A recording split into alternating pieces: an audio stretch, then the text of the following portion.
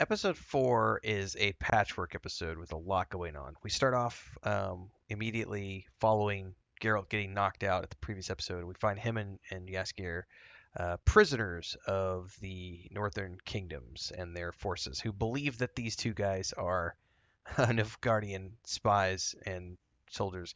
In fact, the guy who captures them remembers Geralt from before the Child of Surprise event and blames him for everything that's happened so far, and it just wants they're going to take him off to be beheaded immediately. But right as they're about to get beheaded, um, some aides come in and say that Dijkstra has ordered these two taken off, and basically Jaskier gets taken off to meet with Radovid, and Dijkstra takes Geralt into a room and proceeds to start to torture him.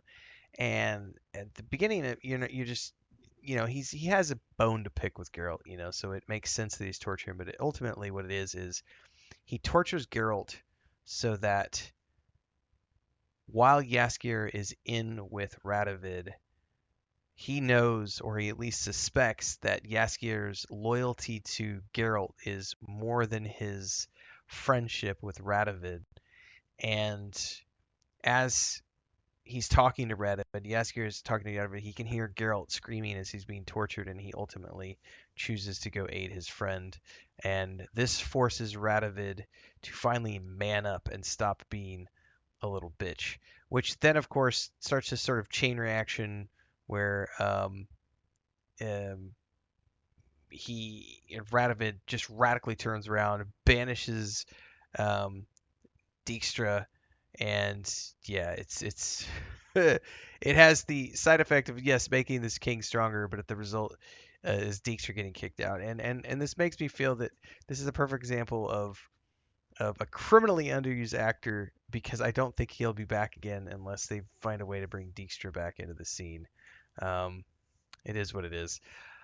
Um, Vesemir shows up. We have a different actor playing Vesemir this season, and he shows up with some Witchers at Monte Carlo to help defend against Vilgefortz at the behest of Triss. And he begins to train the sorceresses, in armed combat. Ciri also finds out that the rats have a history with a bounty hunter named Leo Bonhart, but does not know that he is pursuing them. And Leo is very interested in whoever killed these three guys. Um, which is very, very talented, and I just love. Leo is a cool character, man. Really, really cool character. Um, there is some back and forth between Ciri and Missile as their relationship grows. Essentially, her because they go into a cave to have this moment together, and while they're in the cave, um, there's a creature that's got a parasite inside of it. Ciri knows what the creature is, defends herself, takes the parasite out of the creature and says something along the lines of, "I did it, Geralt." And Missile hears this and she's like, "This isn't the first time you've mentioned Geralt. I know who Geralt is. What's your story?" And so she sort of tells her background without revealing who she was. Um, so growing relationship there. Um, all seems dire for Geralt and Jaskier, but Regis shows up and helps them escape, and this is when we get the reveal that Regis is a vampire. Um, and yeah, everybody shows up to save Geralt and Jaskier. They meet Cahir again and spare his life, and he helps them escape after Jaskier is wounded, and that's kind of it.